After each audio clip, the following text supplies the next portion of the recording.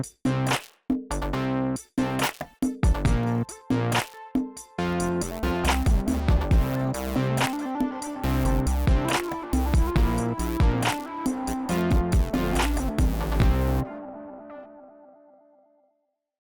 everybody, it's Norm from Tested. And it's Jeremy from Tested. Welcome back to projections for a very special E3 week. Oh, I love E3. The Electronic Entertainment Expo. So many games, so many VR games, right?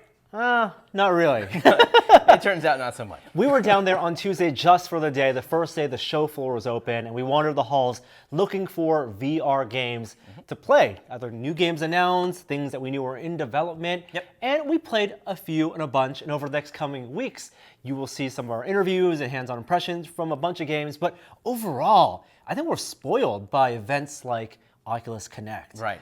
Where there is nothing but VR, and we realize that VR is still a very small part of the gaming world. It is. You expect like each year might grow bigger and bigger, and it feels like this year it didn't grow from last year at all in the scope of E3 anyway. Yeah. But you know, there's always next year.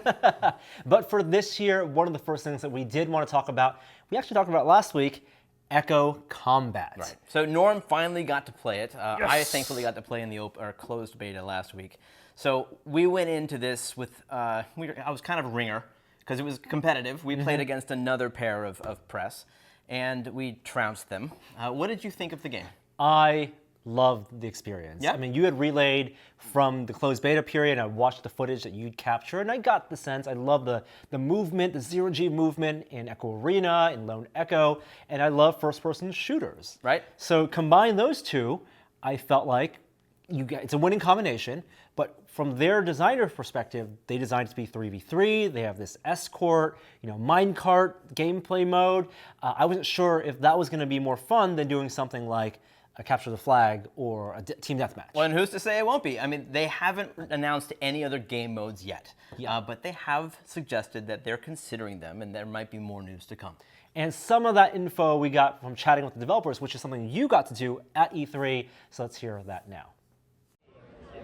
Hey, we're here at E3 2018 at the Alienware booth, and we just played Echo Combat from Ready at Dawn. This is Dana Jan. He's the design director. How you doing, Dana? Good. How you doing, Jeremy? Great. So I had the opportunity to play in the beta, and now I got to play again.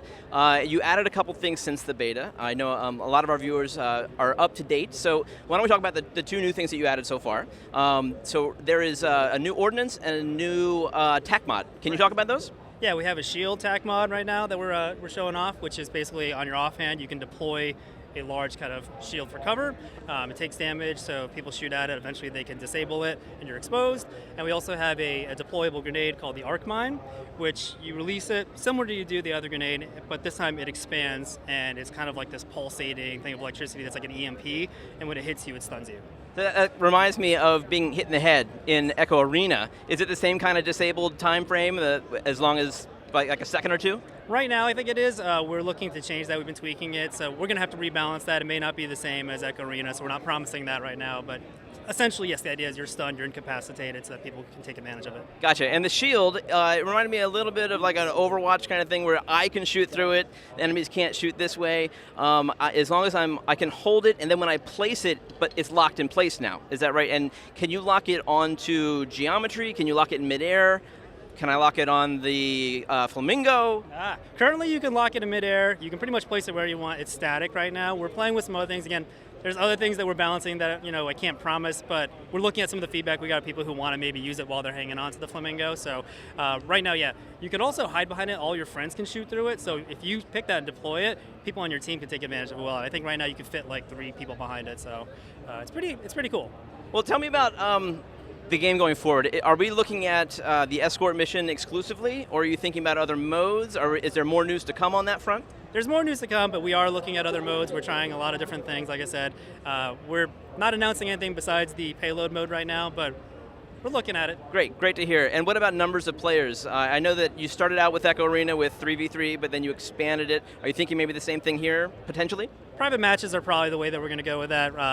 3v3 is kind of a sweet spot right now for this game. You have a certain number of weapons, you have a certain number of abilities, and strategically we find that there's a cool trade-off. Or if I want to go defensive, but you want to maybe be a heal character, we could basically pick one of each and we can kind of cover all the bases, but somebody's got to sacrifice somewhere. So if we get really big, then you see a lot of people kind of like doubling up on the same abilities. It's not to say that's not fun. It just means you need more abilities. Right, yeah. Make more abilities, then expand it. So yeah, we're looking at that too. Cool. Well, tell me about the genesis of this. A lot of people, when they think of first-person games, they think, well, it's going to be a shooter. You didn't go that way, right, with Echo Arena. That went with a very, now I think, successful, more like a soccer frisbee game, which is incredible. You got this locomotion system that is unlike anything else anyone is doing. But now, for the second, add-on to that, to Lone Echo and Echo Arena, or I guess the first add-on, you are doing a shooting game. Was that always the intention, or is this something that somebody tried at the office? And how long have you had this idea, and how long has this been in the works? It's definitely, well, it wasn't always the plan, I would say. I mean, it was one of the modes that when we were prototyping Echo Arena, we weren't sure what kind of mode we were going to make. We were like, well, we want to make something multiplayer. We want to really double down on what's fun social-wise, in VR. But we didn't know what kind of mode we were going to finally land on. So we tried a lot of things. We tried, everything from like a capture the flag mode to a hide and seek with flashlights mode. Echo Arena ended up being the one we felt like, okay, it's simple enough to understand the rules. We figured it was really good in terms of like people feeling like they were participating in a really friendly way, that's not like a really aggressive game. And so for team building and really figuring out like, can we get people to cooperate and compete at the same time? What do we have to know about that? It was a really good starting point for that.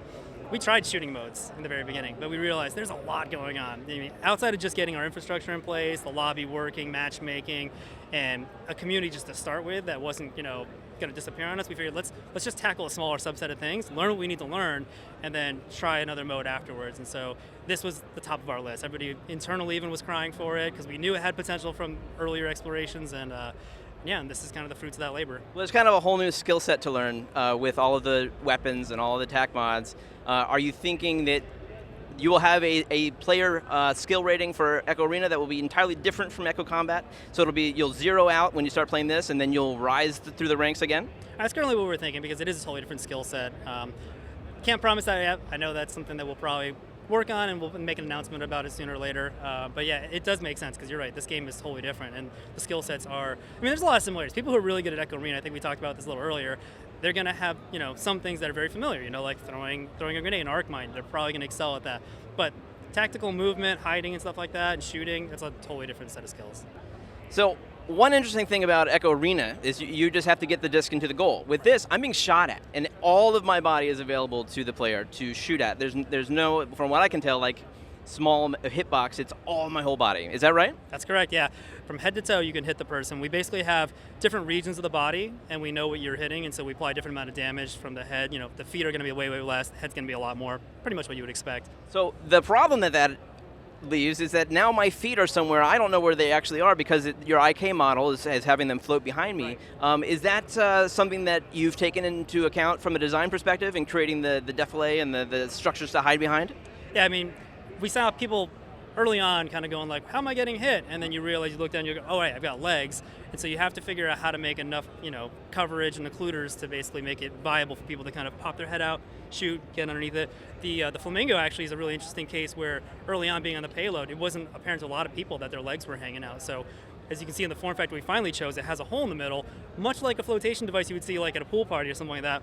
And subconsciously people then think about when they approach it, right, when I get in the middle of that, of course my legs are dangling, right? It's like I'm aware of how that would work in the real world, and so a lot of people then are much more mobile, moving around, conscious of the fact their legs are exposed. Yeah, it keeps the game a little more dynamic, I would think, because you want to touch the flamingo, but then you might have to jump off. Another thing that's interesting is like when you're in motion, excuse me, the faster you're going, the legs and the body rakes back, so you become from the front a much smaller target. So when you're stationary and out in the open, it's the worst case scenario. Like you're kind of like head to toe vulnerable.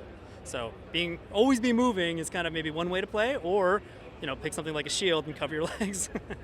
Right. Tell me a little bit about the world building that you guys are doing, because Lone Echo is this amazing narrative experience, but then Echo Arena, I'm not sure how it connected, except that there was a disc, I think, in the initial space station in the beginning of that game. Are you thinking that this exists in the fiction of Lone Echo somehow? It does. So if you go back and play Lone Echo, spoiler alert, on the bridge in the beginning of the game, there's that area where you open up those kind of gigantic blast shields and you see outside of Saturn for the first time. That's where that disc is, and there's a poster that shows an Echo Arena set of kind of robots. You can have a conversation with Liv about that, and she'll tell you about that sport and how she kind of is a fan of it. So the thought was that Echo Arena actually is this it's a simulation, so to speak, a sport that isn't really played like physically, but more robots, AI in kind of a holodeck atmosphere, training and simulating a sport that can be viewed all over the universe. Echo Combat's the same thing. We think of this as more of, again, like a kind of like go into the Matrix Tron kind of simulation for combat models to practice without there being any type of real penalty. You don't have to destroy hardware for real.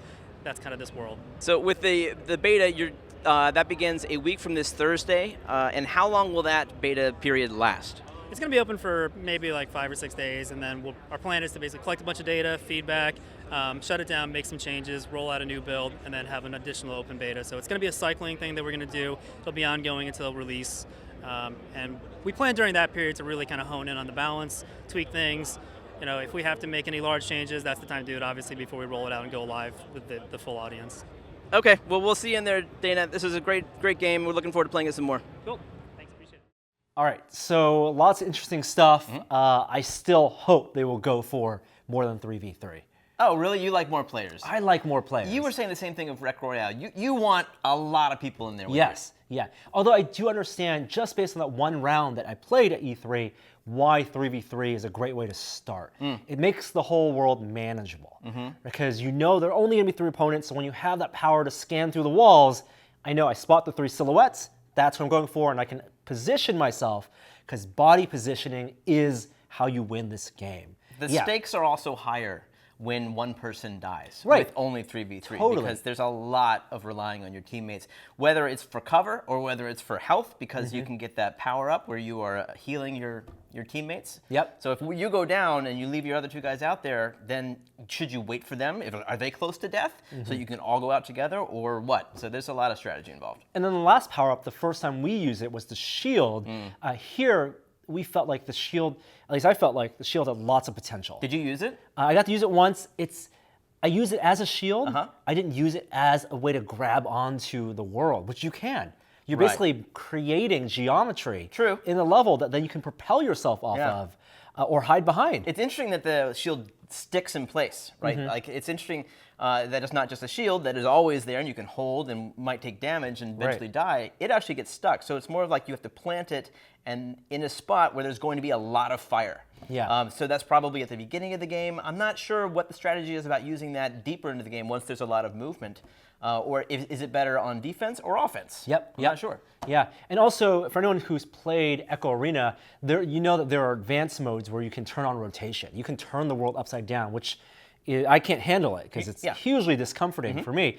This is a game mode with Echo Combat where I can see people who can master that getting a huge advantage. Why is that? Because you can basically flip the world and get from underneath people. Like verticality is so important. You were saying that as we went out, we were on attack, right? We had to escort the flamingo. You were saying that a strategy you discovered early on was rather than go straight at the people who were defending, go above them or below them because they didn't have that situational awareness yet. Yeah. Much like in Descent back in the day, getting above or below things is a new mechanic to master. This is one of the reasons why this is a game that really necessitates VR or takes advantage of VR. Your field of view is the world. A lot of games made for whether console or desktop PC, verticality isn't an essential part of that design. Here, the map it's a tunnel, but there's a lot of places up and down and around you, and you have to be situationally aware. And hiding behind that geometry and peeking around the corner and then propelling yourself. And learning how to hide your feet because you're not always aware of where those are. Yeah. I mean, we just got a taste of it here at E3. I can't wait for that open beta, which come out at the end of the month. And they told us this is a beta that may be relatively indefinite. Like, they'll do many instances of open betas. Right, exactly. This beta period, I think, will be maybe slightly a week, maybe a little less than a week. But they're going to keep iterating. They're going to keep having more and more betas until they're happy with it.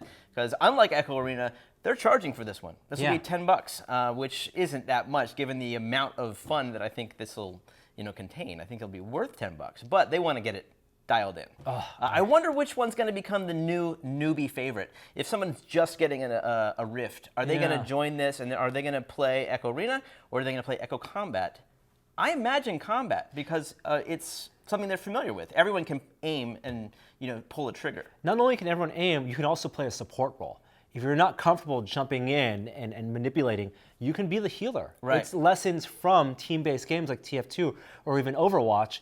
Newbies can get in and play support roles and have meaningful contributions. Yeah, that's a good point. Of course, it's going to rely on the community staying positive and introducing new players in a nice and friendly way, which most people do in the Echo Arena community. So that's a good thing. Let's keep it up, right? Yep, absolutely. So 2 weeks ago, we actually went to a different expo, the Augmented Reality World Expo. Augmented World Expo. Augmented World Expo. AWE. And we got to see some interesting new technology, one of which is a new haptic device called Ultrahaptics. It's a square, this is the demo form factor that they had. It's basically a square with a lot of little tiny speakers on it. Yeah. And you can't hear it, but they activate at a certain frequency where they can triangulate on a certain point in space above it. And that causes you to feel ripples in the air in mid-air. Real science fiction stuff, right? Anyone, you have experience, you've been to a concert and you stand in front of the subwoofers, you can feel the subwoofers. Right, sometimes. Of course, that's a big wave passing through the whole audience. Exactly, that's not directed, it's a massive thing, but that kind of transducer energy, that vibration frequency, gives you a little bit of a tingling sensation. Sure. What they've done here is exactly like you said, found transducers that are small, miniaturized that, and developed a grid where they can pinpoint it, not only on a two-dimensional plane, but on a three-dimensional plane. Well, of course, the grid of speakers is two-dimensional, but they can affect, with the size panel that we saw, an area up to 20 centimeters above it. Yeah. And it envelops, it goes outwards, too, so it's almost a sphere within which they have range, of maybe like square centimeters, that they can basically create a sense of a tactile sense within that. Again, it's something that you have to really feel to understand. And they had a demo there where we put on these vibes and played a little game, a co-op game with button mashes to feel it. And then you also got to chat with one of their developers about how they're utilizing it and the technology behind it. Hey, I'm chatting with Heather from Ultrahaptics, and you guys have a haptics device that allows me to feel sensations in midair using ultrasonic waves, is that right? That's correct, So yeah. tell me how exactly this works. So what we've got here is an array of ultrasonic speakers, and we control when each one of the speakers fires so that all the sound waves meet at the same point in midair, and that creates enough pressure to just slightly displace the surface of your skin. So how many of these fire at once? All of them? And you're somehow triangulating them towards a single point in space? Exactly. So what we're doing is we're creating an acoustic field which we can then manipulate, and we can create multiple pressure points at the same time. Right. So I tried moving a ball around, and that was different than when I was moving a slider up and down. I could feel almost a circle on my hand. Exactly. So we effectively paint with a variety of different pixels. Our pixel size is about the size of a fingertip, and then we can create multiple pixels at the same time and spin them around, so it feels like you're passing your hand through a globe or a sphere. Right. Or you're feeling a trackball. Can you adjust the amount of pressure that I sense? Within a field, yeah. It's always going to be resistive. Of course, like I can always push through it. Yeah, but it's enough to let your brain know that you're touching the devices.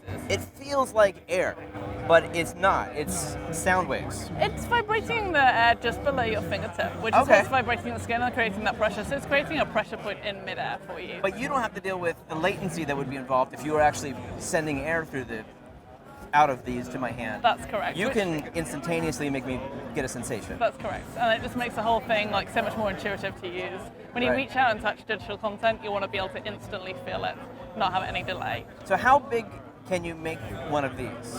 Well, let's start with this one right here. What is the tracking volume for this size device? So this size device, you can go as large as you like, really. You can go to a whole wall.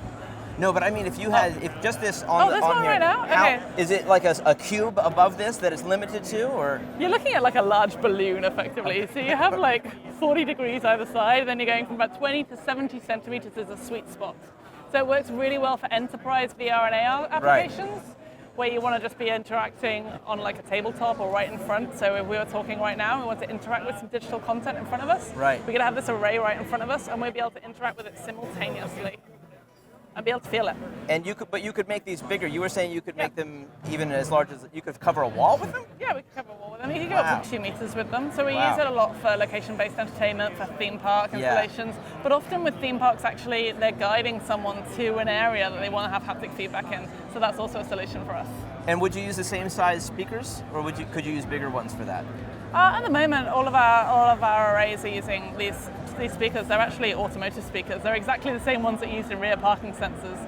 None of the hardware here is all off-the-shelf hardware. The smarts is in controlling that acoustic field we talked about and making sure that we can control multiple pressure points very, very quickly and mold and shape them into 3D shapes and objects. And you're not doing your own tracking. That's done using a Leap Motion device, right? Yeah, we use a Leap Motion device that ships with all our development kits, but we're agnostic to different tracking solutions. So some of our customers have their own in-house solutions. As long as we've got X, Y, Z coordinates, we can make that sensation happen anywhere. You can make me feel a button, a circle, whatever you want. And we can make that static as well. So a lot of our industrial controls clients actually want to have a static button, so that's always in the same place that you can interact with. That's really important for, say, hospitals where they don't want to transfer pathogens, but they want to have mid-air displays that they can control with gestures. Oh, that's really cool. That's neat stuff, Heather. I expected it wouldn't feel quite as strong as it did, and maybe less like air. I mean, it really felt like I was pressing against a fan or something, but a very fine, precise one. Neat stuff. Thanks very much. Yeah, thank you for your time. Thanks, nice to meet you. So again, this is a technology where if you haven't used it, it's tough to communicate how exactly it feels. It doesn't exactly feel like grabbing a real object. No, but it feels like there's something there. It's interesting because I'm not sure that it complements virtual reality any more than, it would complement any kind of experience where I don't expect to feel something. They were talking about expanding this panel to the size of a wall, and doing it at location-based experiences or theme parks. Now, if I'm walking through a hallway and I suddenly feel like something hitting me on the side, I'm going to turn and say, well, what was that? I don't, and it's not jets of air that you hear coming or that pass through on your skin. It's just immediately there, and you can pass through these waves of sensations. I mean, that's a fascinating achievement in and of itself. But the fact that you pass through this without any resistance, I think that's what that holds it back from being like the true haptic feedback that we all crave. It's touch sensation, but not resistance. Exactly. And the demo they had where you're pushing a button, one of the things I was trying to do, you're not wearing gloves or anything, it's just on your bare hand, is they had a big red button you're supposed to press. And I was trying to see if I could feel, close my eyes and feel the shape of the button. And while I did feel the general area, smaller than that grid of where the button was, and vertically it was where my hand was hovering, I couldn't feel that, this was a concave shape. I couldn't make out the fidelity of that. I'm not sure if that's a limitation of the technology as a whole or the transducers they have and the resolution, the density of the transducers they have. Or maybe the strength. Right. It's interesting how much it feels like air pulsing against your hand. Because essentially that's what it is. The sound waves meet at a certain point and create a little explosion of air, I suppose. And so it is essentially at the end air that's pressing against your hand or whatever you press through that space, even though it's not caused from any kind of jet. It's really cool technology. I just question the actual usefulness. I don't know if it's going to be something that will. Maybe it's useful to give you alerts. Maybe there's something over here. That's exactly what I was thinking. Where I don't know if it's a consumer technology, especially at the cost of the panel. And they have some experiments where they hand track and they move the panel so it's always under you. But if you think of where in your body haptics, the feeling of sense is most effective, it's fingertips. Fingertips and also your face. I think this would be really cool behind you as a panel to give you sensations to correspond with sensor feedback. There's always that apologetic story of why do you have space sounds in the Millennium Falcon? Well, because the sounds give you a sense of where you're being attacked. This could be extrasensory perception based on your haptics feel. Would you want this at home? I don't know. I don't know if I need it. Yeah. I want the next step. I want something beyond this. Yeah, I'm not sure how they're going to build that, but I'm glad that people are experimenting in this space because I do feel like haptics are the next generation. I mean, once we really can feel things in virtual reality, that's going to make them all the more real. And whether or not this transducer technology is going to be the way that they're paving it forward, what they're testing for now is user response, what users care about, what you and I as consumers or what researchers care about in terms of having any sensation of touch in entertainment or in productivity software, because we don't have that at all in either virtual or augmented Besides a reality. little rumble. Exactly. So that does it for this week. We'll be back next week with more coverage of games that we played, interviews that we did at E3 and other events. Thanks for watching. Subscribe to our video, and we'll see you next time. Bye. Bye.